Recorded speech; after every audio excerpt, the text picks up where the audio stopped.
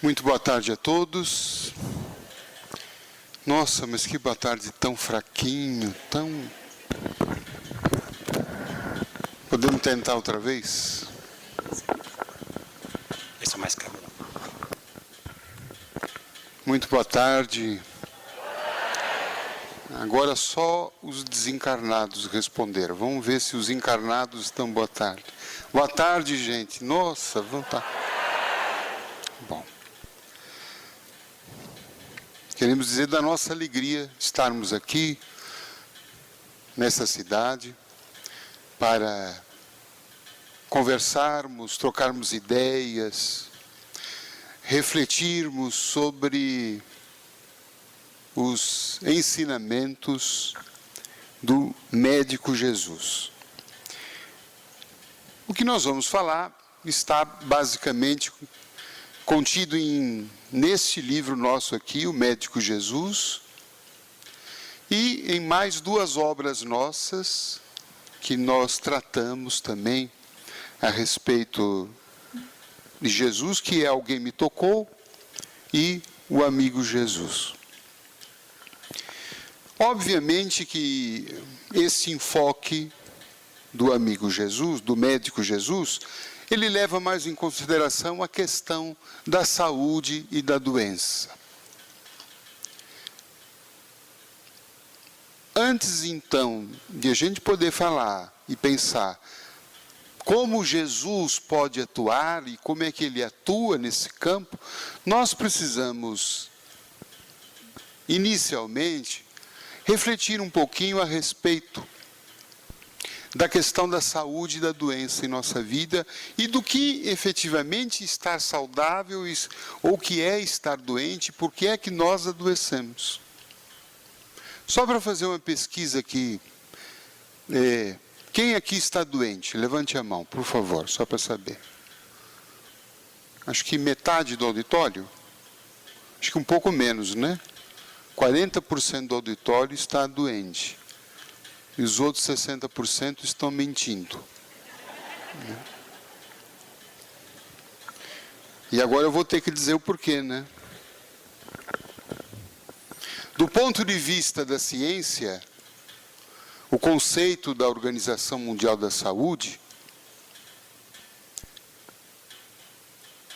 o conceito de saúde envolve pelo menos 3 requisitos simultâneos. Então, os 60% das pessoas que não levantaram a mão, que são as saudáveis aqui, elas têm esses 3 requisitos. Pelo menos. O primeiro qual é? Completo bem-estar físico. Então, uma pessoa saudável, para a ciência, precisa ter completo bem-estar físico. Então, aquele estado que você acorda, desde a hora que você levanta até a hora que você vai dormir, você não tem nenhum incômodo físico. Você levanta da cama com absoluta tranquilidade, você tem nenhum problema de coluna, osteoporose, tendinite, espondilite, você não precisa de nenhum guindaste para te tirar da cama, você se desentorta normalmente. Então, é um conceito que eu já diria difícil, né? Nós termos uma completa harmonia física. Mas algumas pessoas até têm. Ou pelo menos em muitos trechos da nossa existência nós temos esse completo bem-estar físico. Porém, nós achamos que muitas vezes a saúde é isto, é ter completo bem-estar físico. E não é, segundo o conceito da ciência, da Organização Mundial da Saúde. Por quê? Segundo esse conceito, nós precisamos ter também, além do completo bem-estar físico, completo bem-estar emocional. Completo.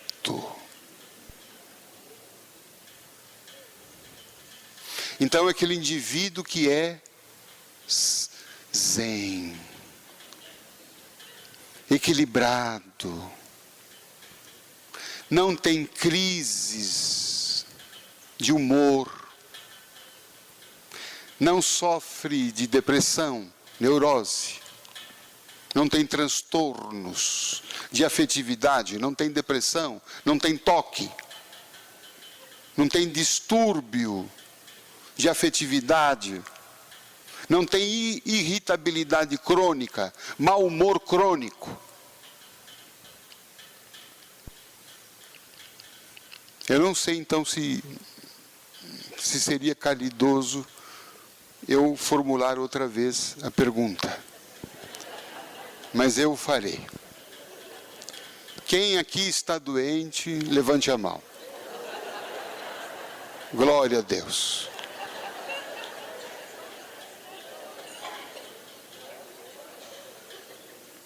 Vocês viram que minha palestra é muito boa. 60% das pessoas entraram aqui saudáveis, estão saindo daqui doentes hoje. É uma sessão de cura às avessas. Isso porque eu não falei ainda o terceiro requisito, que eu não sei se seria, mas eu vou falar. Eu não sei se vão me convidar outra vez para voltar aqui na cidade, então vou falar tudo que eu devo falar hoje. Então o terceiro requisito é completo bem-estar social. Viver bem com os outros, ter amigos, cultivar amizades, ter tolerância.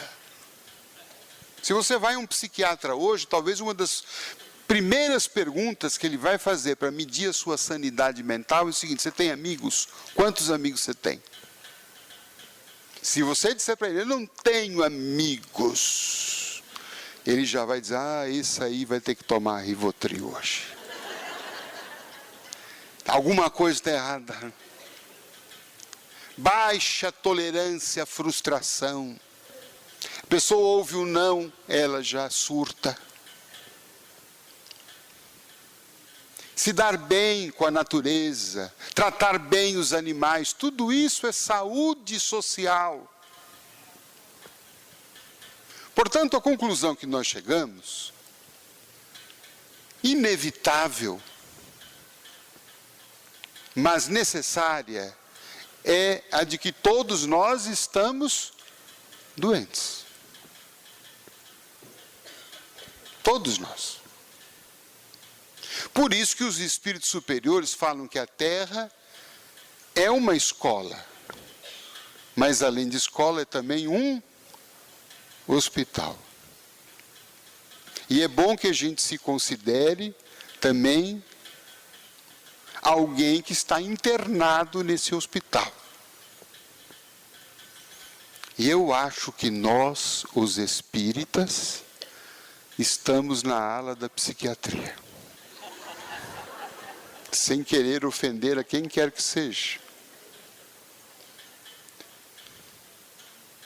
Então, o primeiro passo para a gente entender a atuação do médico Jesus é pensar que nós estamos enfermos. E que essas enfermidades nascem, do ponto de vista espiritual, de dentro para fora. Porque quem está doente, quem adoece primeiro, é o espírito.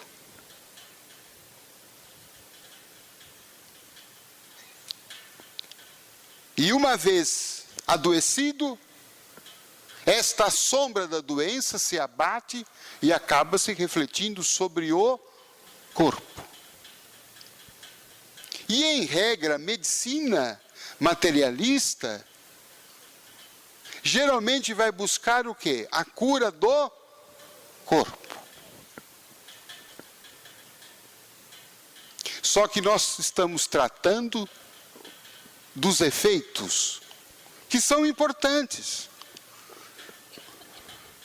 Mas nós não estamos tratando das causas. E o mais difícil é a gente admitir que nós somos a causa. Essa é a maior dificuldade de tratamento. Vamos pensar numa doença que eu sei que aqui em Ribeirão, todo mundo já está curado. Gastrite. Então você começa a sentir lá uma queimação constante no estômago, vai ao médico, ele vai te dar um diagnóstico, você está com gastrite. O primeiro tratamento dele qual vai ser? A recomendação. Olha, você precisa melhorar a sua alimentação.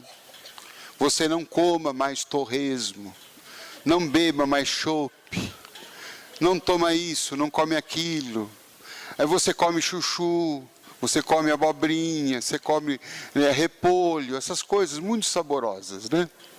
E aí você sai do médico, aquele regime, e fica um mês comendo chuchu, ele te dá um remédio também, né? Aí você toma o remédio, não vou falar o nome, mas depois de 30 dias de omeprazol, você melhorou. Aí você fala, estou curado. Estou curado. Curou? Porque quando você largou o chuchu e o omeprazol, o que aconteceu com a gastrite? Voltou. Aí você então volta para o médico. E ele vai falar, então já sei. Você é uma pessoa nervosa? Ah, doutor, sim, sou muito nervosa. Eu tenho muitos problemas na minha casa. Ah, então a sua gastrite é nervosa. Ah, e a gente fica tão feliz quando ele fala que a gente tem gastrite nervosa. Porque é coisa de rico, não é? Rico tem gastrite nervosa, pobre tem bucho virado. Vocês vejam que... Então a gente chega em casa, liga para os parentes, olha, eu fui ao médico, ele disse que eu tenho gastrite nervosa. Eu sou muito nervosa, eu não posso passar nervoso. Aí o médico dá a receita, olha, você volta para o chuchu, volta para o omeprazol, e eu vou te passar mais um remedinho aqui. E depois de 30 dias de chuchu, de omeprazol e mais esse remedinho que eu não vou falar, você toma e fica bom. Depois você tomou o Lexotan, ficou ótimo. Aí você fala, estou curado. Aí a gente larga tudo. E a gastrite? Volta. Volta. Por que não curou? Não curou porque, na verdade, a gente fez uma terapia, embora necessária, embora o regime, os remédios estejam indicados, mas faltou fazer a terapia mais profunda. A verdadeira terapia espiritual, que não é só passe, mas é a terapia do espírito. Porque vamos pensar nessa terminologia, meus amigos. Gastrite nervosa. Vocês já viram alguma gastrite, que é a mucosa do estômago, que reveste internamente o estômago? Vocês já viram essa gastrite andando, correndo por aí, surtando, louca numa avenida? Já viram? Quem é de fato a nervosa? Conta para mim, quem é de fato a nervosa? É a gastrite? É a dona dela. Então, qual é a terapia de fato fundamental para curar essa gastrite nervosa? É o remédio, é o regime, sim, mas é preciso complementar, é preciso ir mais além, é preciso ir mais fundo e perguntar por que é que eu estou nervosa, por que é que eu estou reagindo dessa maneira, o que é que está me incomodando, por que é que eu estou engolindo isto.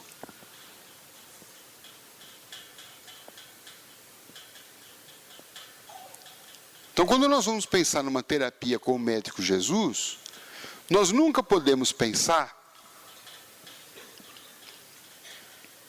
numa terapia em que simplesmente a gente fique de joelhos diante dele, esperando que ele nos cure. Jesus me cure. Sem que haja de minha parte uma participação nesse processo de cura.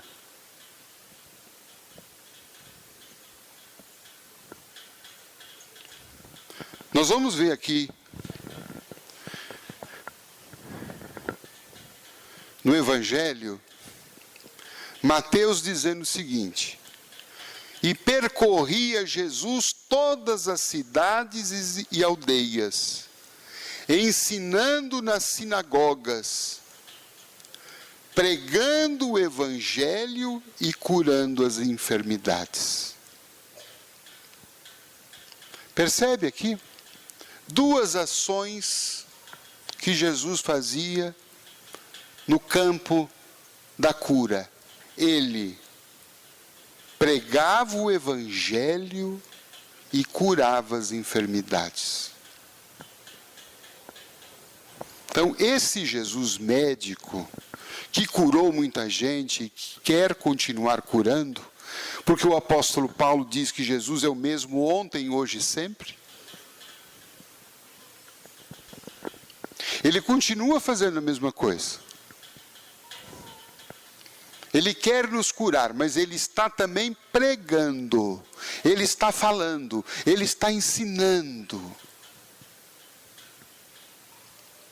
De modo que aquela cura se faça através de nós, pela nossa abertura, que cada um for capaz de fazer aos ensinamentos que ele nos propõe. Uma pesquisa interessante para demonstrar isto. Sobre o infarto, que é uma coisa que muita gente teme, todos nós tememos. Uma das grandes causas de mortalidade, as doenças do coração, o infarto é talvez a maior causa de mortalidade. Então, os médicos estão estudando quais são os fatores que propiciam um infarto. E todos nós já temos uma noção disso, não é? Problema de colesterol, diabetes, sedentarismo, tabagismo. A depressão entrou agora também neste rol das causas que propiciam o infarto. Até aí tudo bem, nós temos essa noção. Mas uma coisa que está intrigando a ciência e os médicos é: muitas pessoas morrem de infarto e elas ou sofrem um infarto que não estão dentro desse quadro de risco. Elas não tinham colesterol elevado, não tinham problema de diabetes, não eram sedentárias, não eram tabagistas. Por que é que elas infartaram? Então, os médicos continuam nas suas pesquisas e encomendaram diversos estudos aos psicólogos, aos psiquiatras, para estudar o perfil psicológico das pessoas que infartam. Haveria alguma causa em comum, alguma característica pessoal em comum que pudesse predispor a pessoa àquele evento? E os psicólogos então se debruçaram a pesquisar os infartados, evidentemente os que sobreviveram. E eles encontraram causas em comum? Encontraram. Tem algum aqui infartado? Levante a mão. Não, todos morreram, né?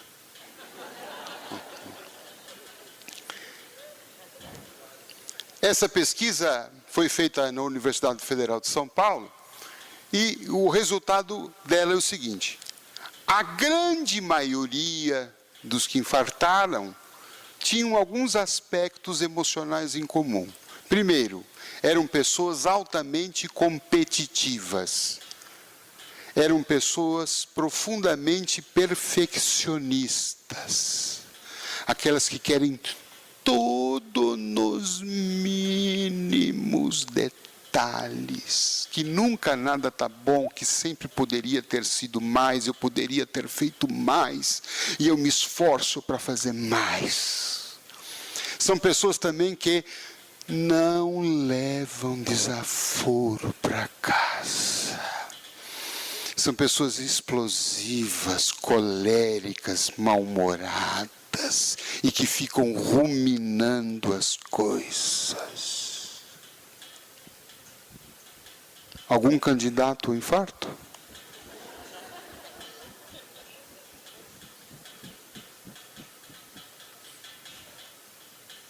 Ora, qual é a solução para isto? Tudo bem, faça o seu regime, controle o seu colesterol, evite o diabetes, faça exercício, mas basta. Não. A gente precisa ir lá no Evangelho do Cristo, lá no Sermão da Montanha. Bem-aventurados.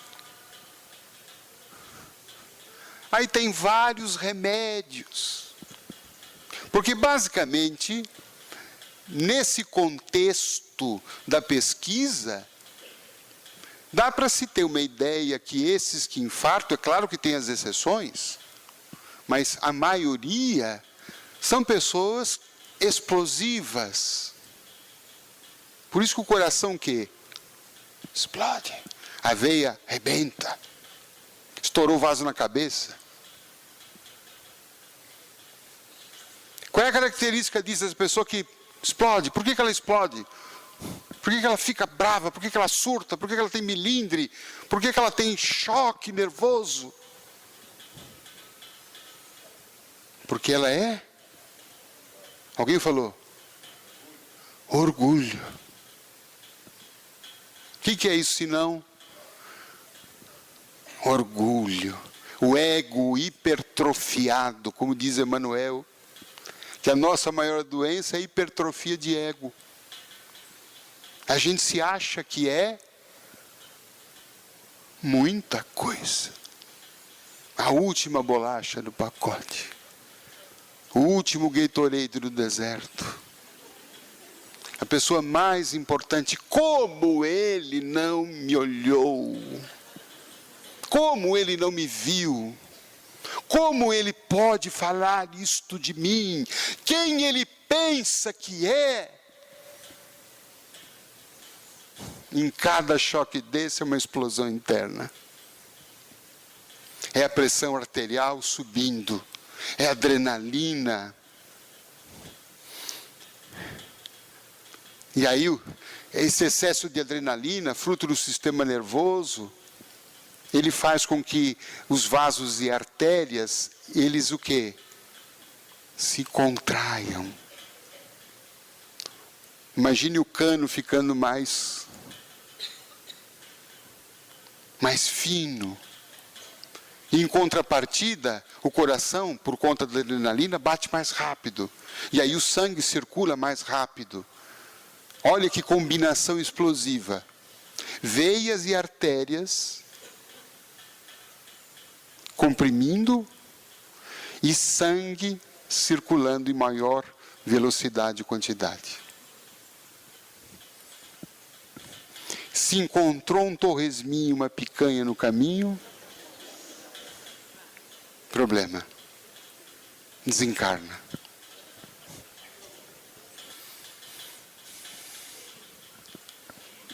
E qual é a solução? Está lá no Evangelho. Bem-aventurados os simples. Bem-aventurados os humildes. Perdoai 70 vezes 7. Percebe como essas são prescrições, são remédios que Jesus deu para a nossa saúde?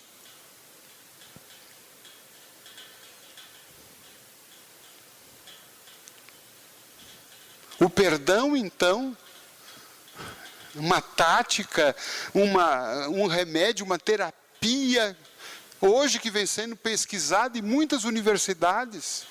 O perdão não visto do ponto de vista religioso, mas do ponto de vista médico, do ponto de vista de saúde mental.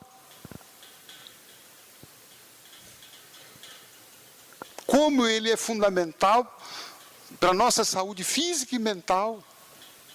As pessoas que não perdoam, que têm uma dificuldade grande de perdoar, elas estão jogando adrenalina a todo momento no corpo, estão estressando o corpo a todo instante. E ficam lembrando daquele episódio, ficam lembrando daquela injúria, ficam lembrando daquele trauma, ficam lembrando daquela traição, ficam lembrando de tudo, de tudo, de tudo, de tudo. E aquilo então vai transformando o corpo numa panela de pressão. E esse corpo que vive 24 horas estressado, ele certamente vai desencadear alguma doença em alguma parte naturalmente mais fraca nossa. Por isso, muitas vezes, quando Jesus fazia suas curas, ele dizia para os curados: os teus pecados foram perdoados. Trazendo uma íntima relação entre cura e perdão. Nós precisamos levar a sério isso, gente. Se nós queremos nos curar, se nós queremos ter uma vida mais saudável, do ponto de vista físico, emocional e mental, nós precisamos levar a sério o perdão. Porque não perdoar é quase que um suicídio. Ficar alimentando aquele rancor causa um problema tão grave para nós que nós estamos encurtando a nossa vida. Shakespeare tem uma frase muito interessante, dizendo que guardar ressentimento é o mesmo que tomar veneno e querer que o outro morra. Mas quem é que morre? Somos nós. Alguém poderia dizer: mas De Luca, mas como é que você pode pensar e dizer e falar para a gente não ficar ferido ou magoado ou chateado? Mas eu não estou falando isto. Nós temos o direito de ficarmos, no momento em que tomamos conhecimento de uma injúria, de um fato, temos a oportunidade, temos o direito de ficarmos chateados, ofendidos. O que nós não podemos é viver, é passar o resto da vida ofendido. Então eu diria, se alguém te fez alguma coisa, você ficou chateado, eu diria: fique chateado. Curta a sua mágoa. Ah, mas eu não tenho que perdoar? Tem. Mas primeiro, aceite aquele sentimento que você está tendo. E se a pessoa vem pedir perdão na hora, você fala: calma, dá um tempo para mim. Deixa eu sentir a minha mágoa. Deixa eu curtir. Ah, mas por quanto tempo? Depende. Depende do tamanho da ofensa. O espírito Joana de Ângeles diz que nós podemos ficar magoados, ressentidos, mas que isso não passe mais do que 5 minutos. 5 minutos. Eu fiquei chateado com ela porque eu achei muito pouco. Não é? 5 minutos é pouco, né? Claro que para algumas ofensas, 5 minutos é até o quê? Muito. Não é verdade? Agora, para algumas questões, talvez, a gente precisa de umas 5 horas, uns 5 dias. Mas que não passe muito tempo, porque senão a mágoa se acostuma com a gente. E a gente passa a gostar da mágoa. E a gente passa a se sentir infeliz com a mágoa e fica feliz com a nossa infelicidade. E a gente começa então a pegar a nossa mágoa e mostrar para todo mundo. E óbvio que isso nos faz infeliz. Nós devemos seguir aqui uma tática, eu diria, de Adoniran Barbosa. Vocês conhecem todos o grande compositor, não?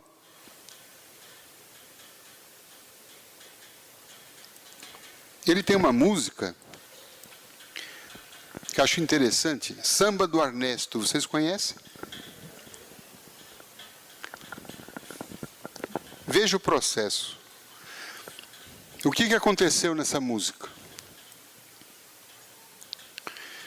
O Adoniran diz que o Ernesto nos convidou para um samba, ele mora no Brás. Nós fomos, não encontramos ninguém. Nós voltemos com uma baita de uma raiva. Da outra vez, nós não vai mais. Então, Adoniran conta que ele ficou bravo, ficou com raiva, porque ele foi numa festa, e quem convidou para a festa não estava ali e não tinha ninguém. Dá para imaginar a raiva do Adoniran? Você se produz, você se prepara, chega lá na festa, não tem festa. Nem o dono. Dá para imaginar quando ele fala, nós voltamos com uma baita de uma raiva. Da outra vez nós não vai mais. Outro dia encontramos o Ernesto, que pediu de desculpa, mas nós não aceitemos. Isso não se faz, Ernesto. Então, olha o processo do Adoniran. Primeiro ele, o quê? Nós voltamos com uma baita raiva. Eu estou sentindo raiva. Depois ele comunica a raiva, o ressentimento dele para a pessoa, para o Ernesto. Olha, eu não gostei do que você fez. Eu não gostei. Mas aí ele continua.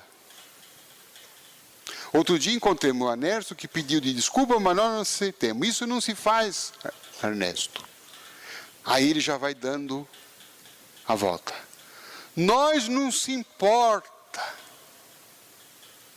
Mas você deveria ter colocado um recado na porta.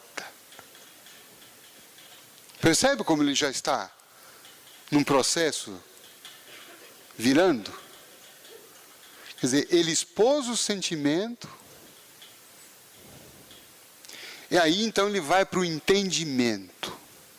Você devia ter colocado um recado na porta. E aí, num trecho só falado da música, Adoniran diz assim, pois é, coitado do Ernesto, como é que ele ia colocar um recado se ele não sabe escrever? O que aconteceu nesse momento? Perdão. Ele perdoou. Perdoou, Ernesto. Mas primeiro o quê? Ele sentiu. Ele verbalizou. Depois ele entendeu. E no final ele perdoou.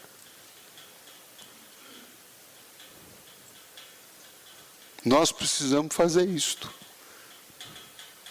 Se algo nos ofendeu, vamos falar. É claro, não vamos falar tudo, não é? Não vamos querer matar todas as moscas. Tem coisas que é melhor a gente o quê? Não falar, coisa pequena, é pequena demais. Deixa para lá. Faça aquele raciocínio, né? Que importância isso vai ter daqui a 15 minutos?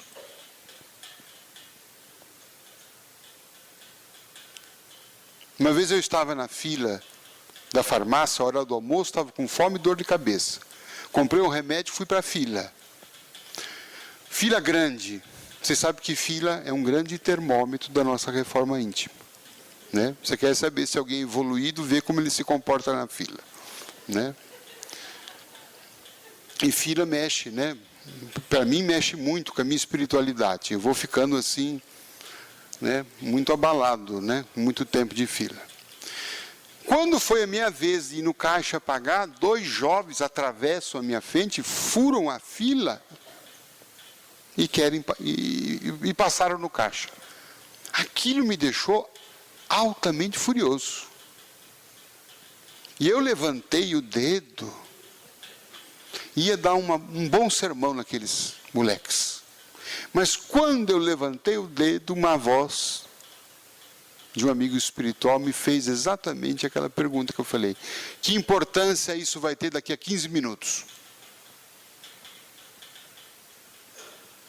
E eu fiquei com o dedo levantado, e fui abaixando, olhei para os jovens, achei até eles bonitinhos, simpáticos.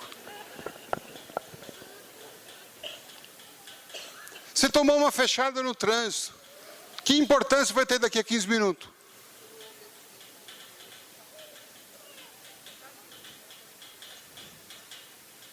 Nenhuma.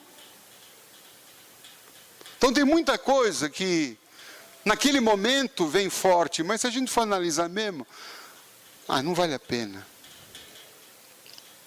Já pensou se a gente quiser colocar todos os pingos nos is das coisas? Já pensou se a gente quiser estar 100% sempre certo dentro de casa?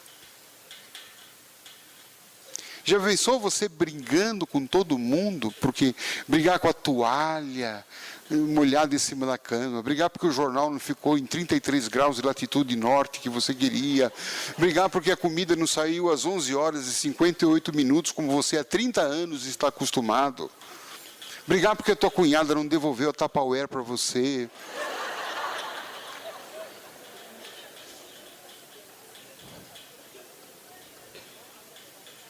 Dá. A gente vai passar o dia o quê? Brigando. Estressada, nervosa. Aí dá ruga, cai cabelo, embranquece cabelo, aumenta a pressão. E aí o que acontece com a nossa saúde? Vai para o brejo. E cada vez mais nós precisamos tomar remédio. Vocês já repararam, meus amigos, quais são os tipos de remédio mais frequentes que a gente toma hoje? Vamos lá. Pressão arterial. Para que é esse remédio? É para o quê? Controlar a pressão. Não é isso? Aí eu estou com a pressão descontrolada. É a pressão que está descontrolada? Ou somos nós, né? Remédio para controlar diabetes. Remédio para controlar colesterol. Remédio para controlar mais o quê? Ansiedade. Remédio para controlar mais o quê? Insônia. Nós vamos ficar aqui até muito tarde lembrando desses remédios. Mas qual é a conclusão que a gente chega? Que nós somos pessoas? Nós somos pessoas descontrolados.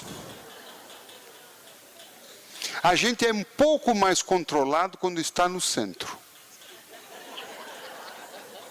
Não é? No centro a gente é um pouquinho mais controlado.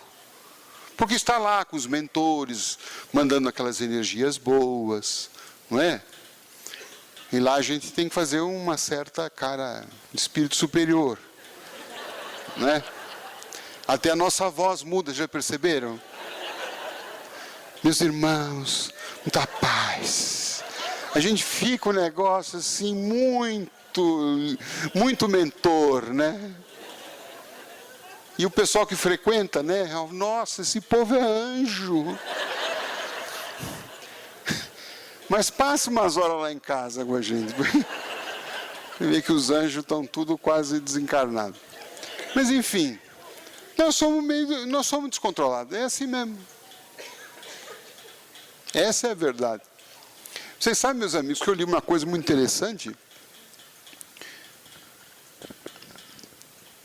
De que Emmanuel falou para o Chico Xavier o seguinte: você sabe, Chico, que os espíritos lá das altas esferas, e eu imagino que tipo de espírito seria este, né? Quando eles olham para a Terra, Eles falam que a Terra parece um berçário, com crianças dormindo. Olha que metáfora interessante. Quer dizer, do ponto de vista da nossa evolução, nós somos ainda o quê? Criancinhas. Só que não é aquela criancinha bonitinha, né? De propaganda de fralda, não. É aquela criança o quê? Rebelde, birrenta, caprichosa, vamos lá. Hã? Ranheta, não, fazia tempo que eu não escutava isso. Ranheta, manhosa, malcriada,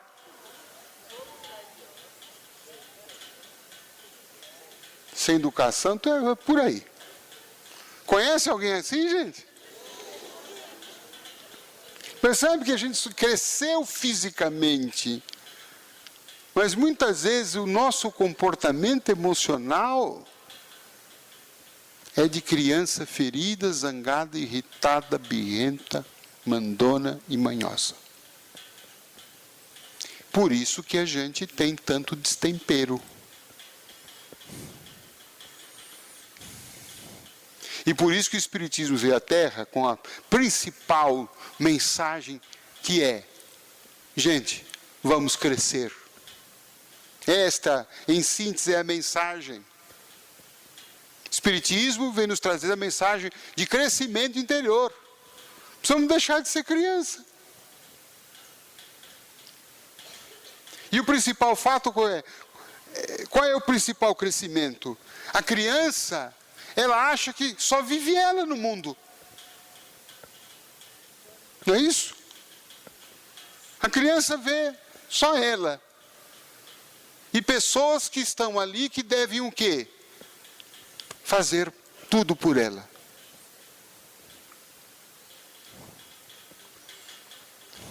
Quantos de nós não estamos assim? Todo mundo tem que fazer as coisas por nós. E quando não faz, a gente o quê? Faz birra. Não brinco mais. Estou de mal. Vou embora. Pega a bola e vai embora. Não é? Não é do meu jeito. Não quero. É a minha vez. Muitas vezes os nossos problemas estão associados com isso. E as nossas doenças também, gente.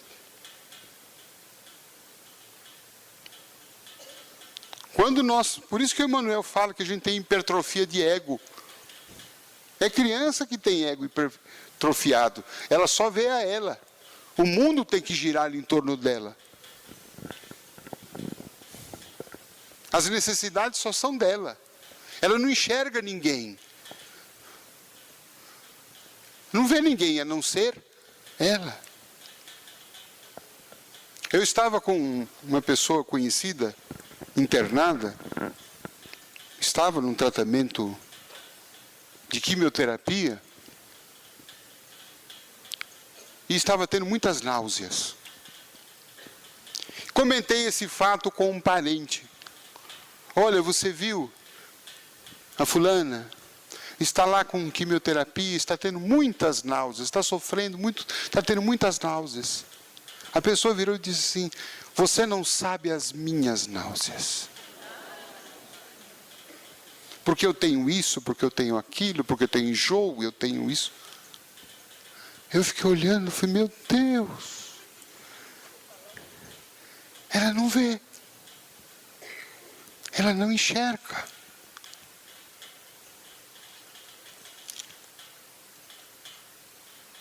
E quando, evidentemente, o mundo diz não, é o fim do mundo. Por isso que o Guilherme Arantes tem uma música chamada Brincar de Viver, cuja letra tem um trecho que diz assim: a arte de sorrir cada vez que o mundo diz não.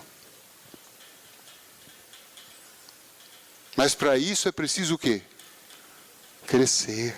A doutrina espírita nos ajuda a crescer. Quando ela diz, se o mundo disse não, sorria, porque todo mal encerra um grande bem, dizia Allan Kardec. Ou como dizia André Luiz, o mal é a visita do bem disfarçado. Então, se não deu certo aqui, dará certo acolá. Se não fui feliz aqui, serei feliz acolá. Se não deu certo esse caminho, há outros tantos caminhos para mim. Se uma porta se fechou, outra melhor se abrirá. E isto é saudável. Isto é saúde. A doença pressupõe uma certa obsessão mental na cabeça. Não necessariamente a ação de algum outro espírito, mas de uma auto-obsessão. Porque a criança hipertrofiada de ego, que não quer crescer, ela sofre de quê? Ela tem a doença do querer. Eu quero aquilo. Enquanto ela não tiver, ela não sossega. E quanto ela não puder ter, ela enlouquece. Possessivo. E vive então com aquela perturbação mental. Eu preciso ter isso, eu preciso ter aquilo. Se eu não tiver isso, eu não sou feliz. Enquanto não tiver aquilo, então ela vê alguém que tem, ela sofre. Óbvio que essa pessoa não vai ter saúde. Óbvio.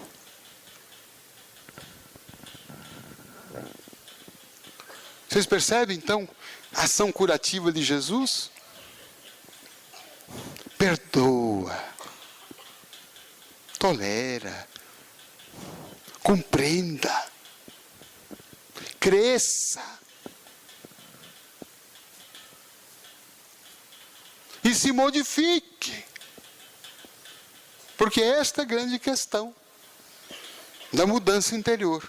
Um psiquiatra me contou um caso muito interessante. Um homem foi ao consultório dizendo assim, doutor, eu tenho um problema de micose nas virilhas. O médico examinou, falou, de fato o senhor tem. Tem cura, doutor? Tem. Mas eu preciso saber e entender por que talvez o senhor esteja tendo essa doença. Me conte sobre a sua vida. O que é que o senhor faz? O que o senhor trabalha? E ele dizia assim, não, doutor, eu vim aqui para o senhor tratar da minha micose. Não, mas eu preciso saber, entender por que o senhor está tendo esse problema. E o médico insistiu até que ele contou. Falou, doutor, vou falar a verdade então. Na verdade é assim, eu sou um ladrão de cavalo. Eu fico andando pelas fazendas e fico olhando assim, cavalos que estão perdidos, meio no pasto. E quando eu observo, eu trago um alicate, corto a cerca de arame, roubo o cavalo e saio correndo com ele. Só que esse cavalo não está selado, não está bom para montar. E o cavalo transpira muito. E eu vou correndo com ele, vai transpirando. E o médico então deduziu. Então esse excesso de calor, aqui na virilha, está propiciando o surgimento, então, dessa micose. Então vou te dar a receita, meu amigo. 3 coisas. 1, tome o medicamento X. 2, passe a pomada Y. 3, pare de roubar cavalo. Aí o paciente protestou, falou, não, doutor. Não. Eu vim aqui para o senhor curar a minha micose. Eu quero que o senhor me restitua a saúde que eu tinha, para eu ter a vida que eu tinha antes da micose. E o médico falou assim, então você quer ser ladrão de cavalo sem micose? É isso, doutor. Ele falou, isso não dá. E aí não tem cura.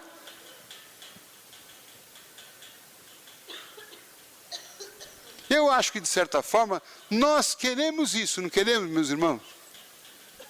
A gente quer a cura das nossas doenças. Mas a gente não quer as transformações que a doença veio propor a cada um de nós. Porque a doença não é castigo. Muitas vezes a doença é um auxílio, uma bênção. Ela veio trazer uma mensagem de transformação. Ela quer tirar a gente daquela vida que nós estamos levando. Ora, essa micose, no fundo, o objetivo dela é fazer com que o dono pare de roubar cavalo.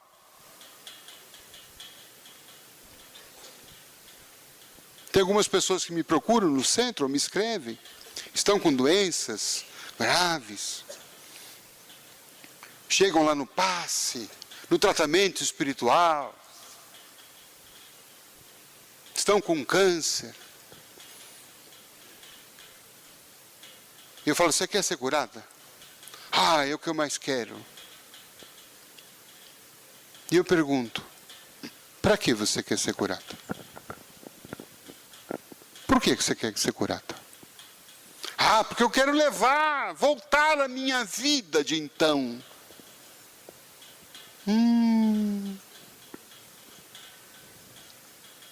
Forget. Para voltar ao que era antes?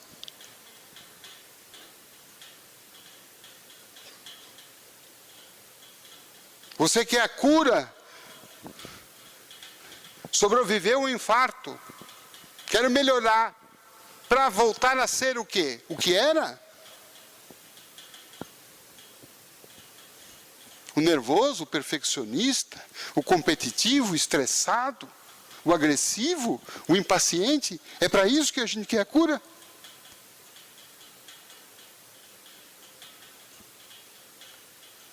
Nós precisamos fazer essas perguntas, meus amigos. São perguntas incômodas, mas são necessárias. E os espíritos agem assim conosco. Um irmão nos procurou no centro dizendo assim, De Luca, estou há 1 ano frequentando as reuniões aqui do seu centro. O meu problema de fígado não desaparece. Será que você não tem um trabalho espiritual mais forte, um passe mais... Eu fiquei tão assim incomodado com aquela pergunta.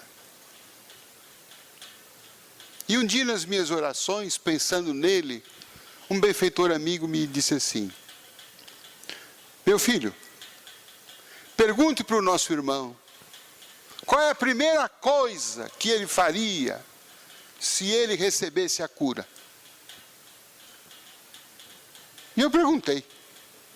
Chamei o indivíduo depois do trabalho e falei, me diga uma coisa, vou imaginar que você fosse curado hoje. Qual era a primeira coisa que você ia fazer? Ele falou assim, eu ia sair correndo aqui, parar no primeiro bar e encher a cara. Porque eu tenho uma vontade de beber, De Luca. Eu tenho vontade de beber, ele falou até o nome da bebida. Aquilo, eu fico aguçado, eu sofro, mas eu não posso beber. Aí que eu entendi. Por que é que os espíritos não curam? Quando ele vai tomar o passe, os espíritos chegam lá, o mentor do trabalho, e fala para o espírito passista, olha, esse aqui você não cura, tá?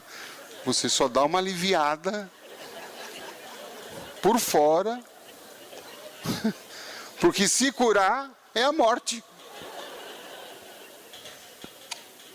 Ele vai continuar com a mesma vida. Mas se a gente mostrar que a gente não precisa mais da doença para poder entender certas coisas, que a gente já percebeu, a gente já entendeu, a doença não é mais necessária para nós.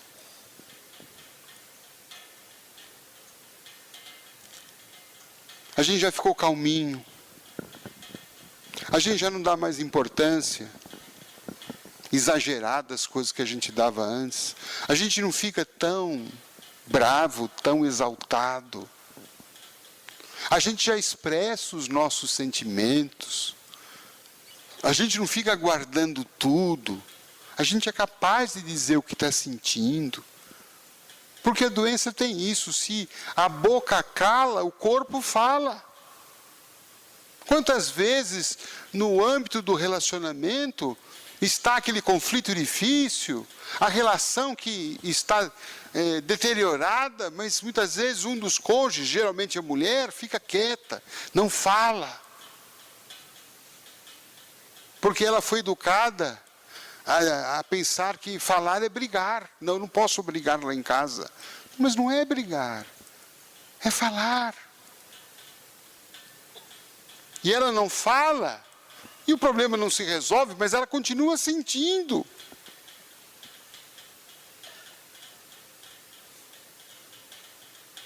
Naquela situação que o Gonzaguinha expressou tão bem, são tantas coisinhas miúdas arrasando aos poucos o nosso ideal. Veja bem, o nosso caso é uma porta entreaberta. Eu busquei a palavra mais certa. Vê se entende o meu grito de alerta. Muitas vezes a doença é um grito de alerta, que um cônjuge está dando para o outro.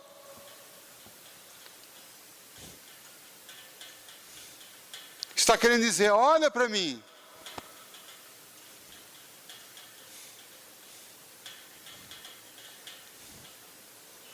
Olha como eu estou pedindo socorro, olha como estou precisando de ajuda, olha como estou precisando de interesse, de atenção.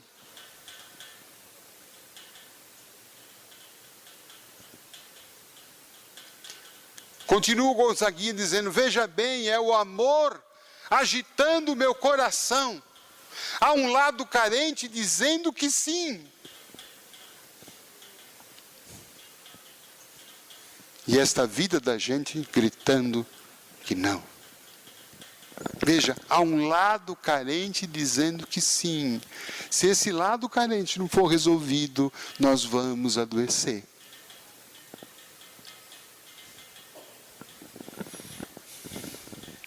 Para aprender a cuidar de nós, para talvez despertar no outro atenção. Mas nós já poderíamos evitar esses mecanismos ainda infantis. Da criança que está com medo de ir para a escola, o que ela faz? Vocês lembram? O que a gente fazia? Tinha prova, a gente não queria ir para a escola. Fica doente. Parecia umas febres. Não é isso? E a mãe já falava, então não vai na escola. E a gente, opa! Aí o papai, preocupado, está com febre. Ai, o que você quer ganhar do papai? Aquela boneca faz 2 anos que ela está querendo. Deu uma febrinha, o papai foi lá e arrumou a boneca. Aí o que ela aprendeu, essa criança? Então, quer dizer que se eu ficar doente, pode ser que eu ganhe algum tipo de amor, atenção, carinho. Veja como a criança aparece outra vez em nós.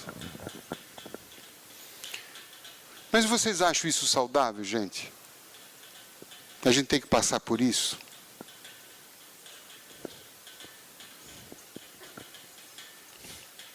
Ganhar a atenção dos outros pelas nossas doenças. Não é legal. Querer se vingar dos outros pelas nossas doenças. Eu fui atender uma senhora com câncer de fígado no hospital. O filho me pediu para aplicar um passe nela e conversar com ela.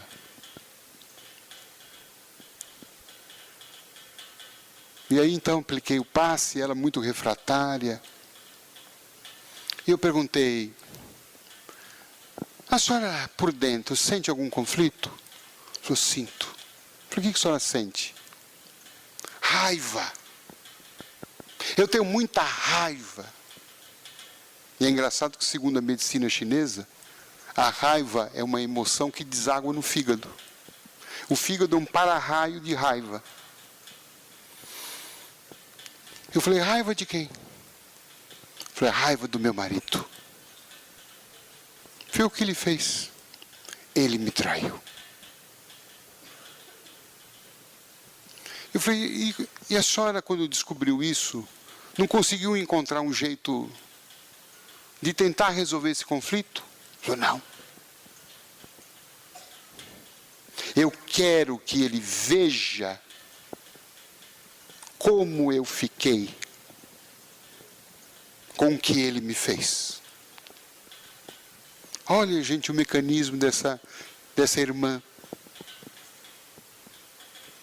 Ela, com raiva, quis projetar no marido, no seu subconsciente, no seu inconsciente, criou uma doença para punir o marido.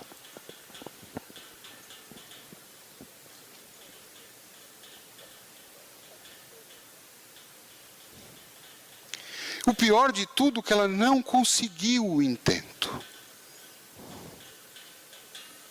Porque o marido aproveitou a doença para estreitar os vínculos com a outra.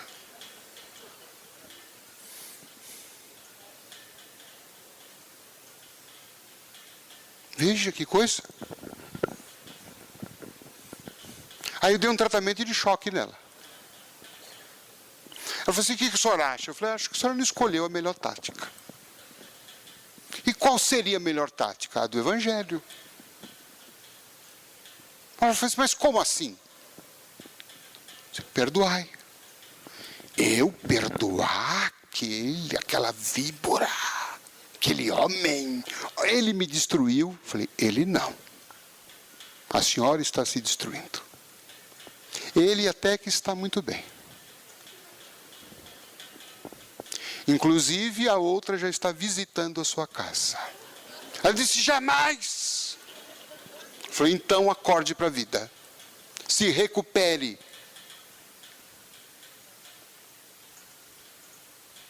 Tenha amor por você. Tenha autoestima. E deixe que ele, que a justiça cósmica, se acerte com ele.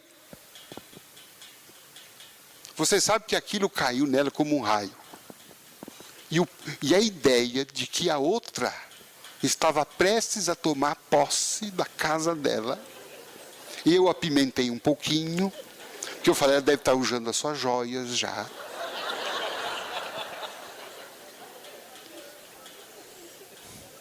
Eles depois vão planejar um cruzeiro marítimo. Aquilo reacendeu uma força nela. Vocês sabem que essa mulher saiu do hospital, teve uma parada, o câncer parou e ela voltou para a casa dela. Ficou mais 5 anos com o câncer. Morreu de outra coisa. Morreu de infarto no miocárdio. Do câncer não. Mas ela ficou 5 anos tomando conta da casa dela.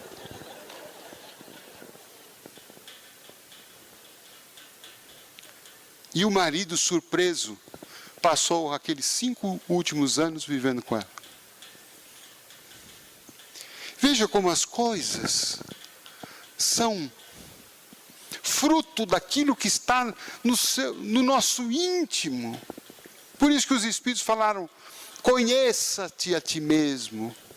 O que é que essa doença veio trazer para mim? Que mensagem? O que ela veio provocar em mim? Que transformação? Que melhora? Para que caminho melhor ela quer me levar? E pensar que as receitas de Jesus são receitas de bem viver, de saúde. É claro que um dia todos nós vamos desencarnar. Sinto muito em dizer isso aos senhores, né? Mas quem está sentado aqui vai desencarnar, né? Todos nós, um dia vamos deixar a máquina física aqui. Mas nós precisamos começar a pensar que nós somos o nosso remédio ou o nosso veneno. Essa é a grande verdade. Se eu muitas vezes fui capaz de ter pensamentos tão mórbidos, tão sombrios, tão negativos, que devastaram a minha saúde, eu também posso ter pensamentos amorosos, pensamentos fraternos, pensamentos de alegria, pensamentos de alto amor, que podem trazer bem-estar, cura, uma vida saudável, uma vida feliz. E tudo está dentro de nós. Eu não sei quanto tempo, se é que algum tempo ainda tenho. Alguém poderia me dar um... Eu não consigo enxergar o relógio aqui, vocês me desculpem. Hã? São 4h13? 4h15. Mais 4 horas. Eu me lembro, certa feita, que eu sofri um acidente de carro em São Paulo. Estava indo para uma palestra. E no trajeto, sofremos uma colisão intensa, forte, bem do meu lado. Eu saí do carro, um tanto tonto, uma leve dor desse lado, mas nenhum outro incômodo. Os outros companheiros também. Mas como eu tinha palestra e me sentia bem, fui para a palestra. Tomei um táxi e fui. Fui para o local, fiz a palestra sem problema algum. Aliás, foi uma das melhores palestras que eu fiz na minha vida. Deus queira que não precise sofrer outros acidentes para que isso aconteça. Né? E depois dei uma entrevista para uma emissora que estava lá. Eu sei que eu saí tarde do local, cheguei tarde na minha casa. Nem tomei remédio para dormir. Acordei bem no outro dia, tranquilo, feliz. Toco o telefone, o amigo que estava no carro comigo. De Lucas, você está bem? Estou ótimo. E você? Falei, eu fui no pronto-socorro e eu estou com uma costela fraturada. Eu estou ligando para você ver se está tudo bem com você. Será que você também não está com algum problema? Eu falei, não, está tudo bem. Está tudo jóia. Tá, e saí. Estava indo para o trabalho. E aí, fiquei com aquilo na cabeça. Será que está tudo bem mesmo? Mas deve estar, não estou sentindo nada. E resolvi, falei, vou tirar isso aí, vou no médico, só para tirar a dúvida. Entrei no médico, sentei, falei, contei para ele, examinou. Ele falou, sente alguma dor? Nada. Sente problema de respiração? Nada. Sente tontura? Nada. Falei, vamos fazer uma radiografia só para desencargo de consciência. Fiz o raio-x, depois voltei para a sala dele, ele olhou viu minha cara. O senhor também está com uma fratura na costela. Eu falei, jura, doutor? Sim, o senhor está com uma fratura. O senhor vai ficar 10 dias fora de serviço. O senhor tem que ficar em casa repousando, repouso absoluto, não pode fazer força, não pode fazer peso. Se o senhor começar a sentir alguma falta de ar, socorra para o pronto-socorro, porque a costela fraturada pode estar perfurando o seu pulmão, o senhor precisa de socorro imediato. E conforme ele foi falando, eu fui abaixando assim na cadeira.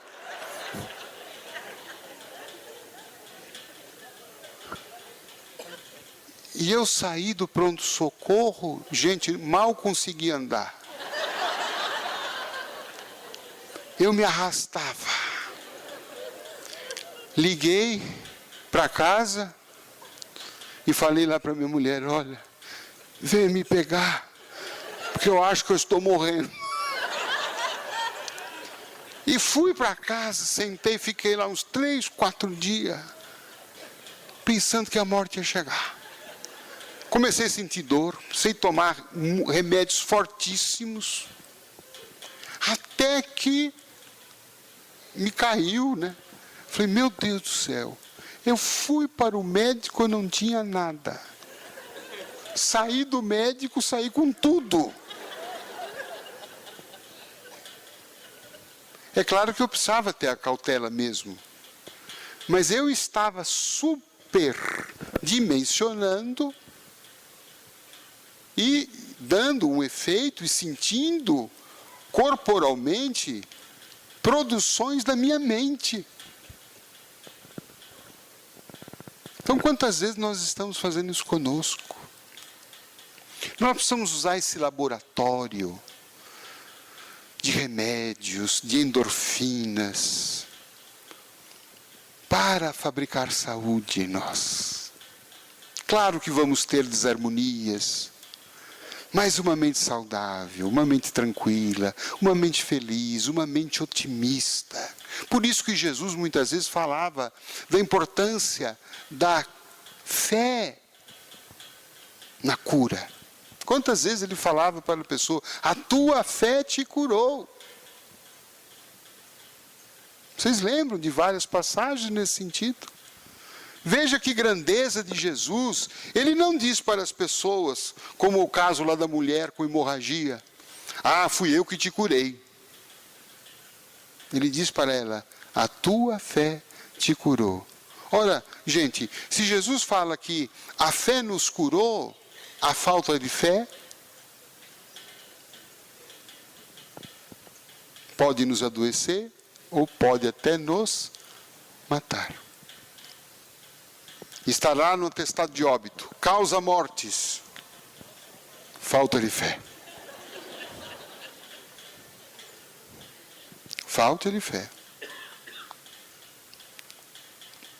Então nós precisamos ter aquela fé que está no Evangelho segundo o Espiritismo. Fé em nós, fé em nossa capacidade de transformação, fé de que a minha condição normal é de ser saudável e não doente. A doença é um acidente de percurso. A doença é uma senhora que veio me visitar, veio trazer uma mensagem, eu vou aprender essa mensagem e ela vai embora. A fé é que me dá perspectiva de que eu não sou um doente. Eu estou momentaneamente doente.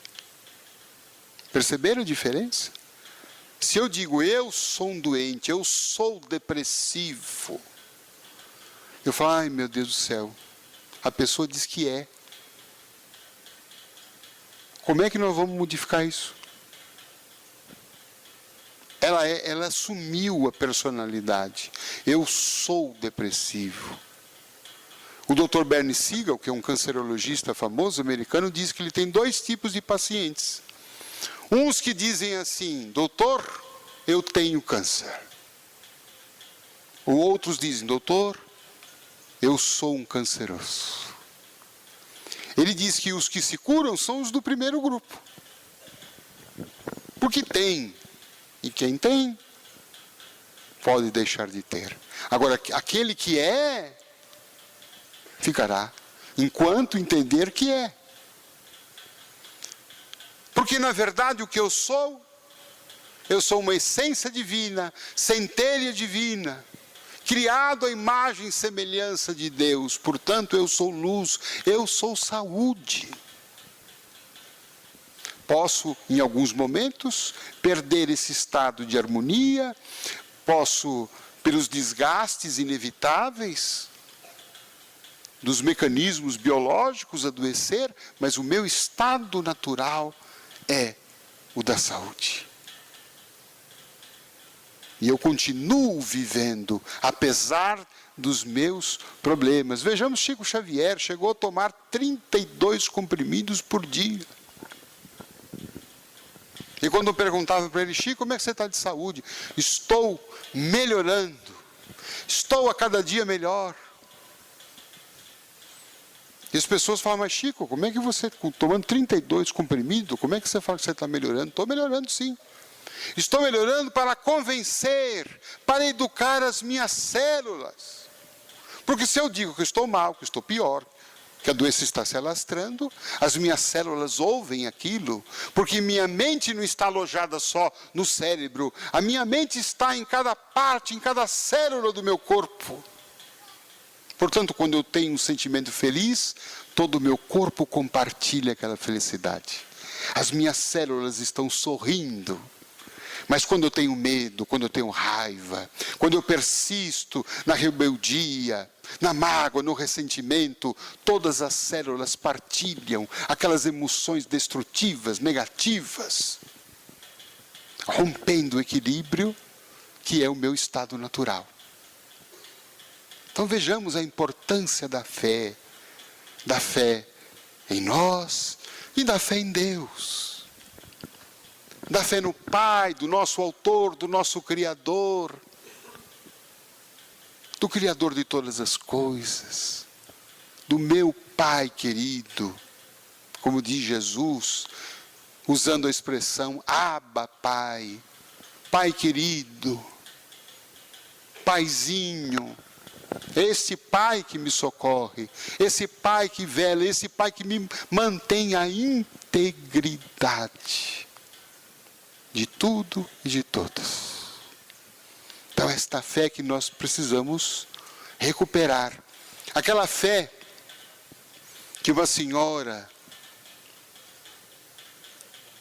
idosa, enferma, passando por vários problemas, com fome, sem poder trabalhar, sem ter parentes, sem ter amigos, com as prateleiras vazias de alimento, senta-se na cadeira da cozinha e ali profere uma prece sentida a Deus. Deus Pai, meu Paizinho querido, o Senhor vê quanto que estou sofrendo. O Senhor vê as minhas dificuldades, as minhas doenças. Estou passando fome. Por favor, Pai, providencia alimento. Eu tenho certeza que o Senhor haverá de me socorrer. E aquela prece foi tão forte, tão sentida, que foi ouvida no mundo espiritual superior. Mas de tão forte foi a oração, que ela também foi ouvida no submundo inferior. E foi ouvida pelo diabo. Quando o diabo escuta aquela prece, ele fica indignado. Como Deus, que se diz Pai, pode deixar um dos seus filhos passando fome? Que pai que é esse que abandona os seus filhos? Ele reúne os seus assessores e diz: vejam o que Deus está fazendo com essa mulher. Nós vamos mostrar para ela que o Deus que ela acredita não é Deus, coisa alguma não é Pai. Vocês irão à casa dela e levarão em meu nome os mantimentos, os melhores de que ela necessita. Então vocês vão, tomem a direção da cidade de Ribeirão Preto. Ela reside ali. Passem no mercado, façam uma compra com os melhores mantimentos. E quando ela perguntar quem é que mandou, vocês digam: foi o diabo. E assim eles tomaram, vieram, passaram no mercado e foram à casa dela. Tocaram a campainha, ela atendeu e eles disseram: trouxemos aqui uma grande encomenda de alimentos para a senhora. Ah, pois não, vocês podem entrar, que maravilha. E eles foram desembrulhando aqueles mantimentos. Foram desembrulhando, aqui está café, arroz, feijão, carne, bolacha, macarrão, tinha tudo do bom e do melhor. E ela ficava admirada, feliz, mas não fazia pergunta. Até que quando apresentaram para ela o último gênero alimentício, um deles virou para ela e disse: mas a senhora não deseja saber quem é que mandou isso para a senhora? Ela disse: não tenho necessidade, meu filho, porque quando Deus quer, até o diabo obedece.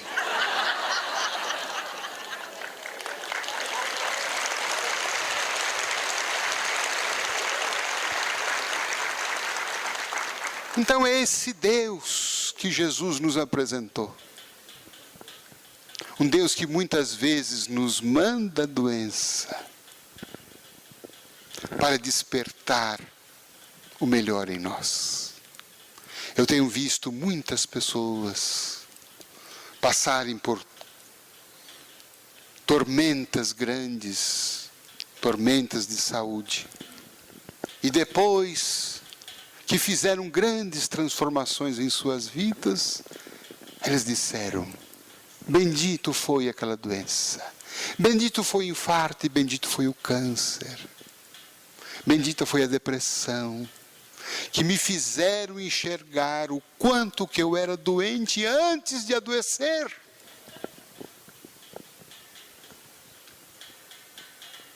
Eu era doente antes e não via, e não percebia, eu estava cego. Antes é que eu vivia no inferno das minhas próprias construções mentais. E agora eu aprendi a fazer o céu dentro de mim. A fazer como aquele discípulo que no monastério perguntou ao seu mestre: mestre, qual é a diferença entre o céu e o inferno? E o mestre disse: eu não posso explicar, você é muito novo para isto.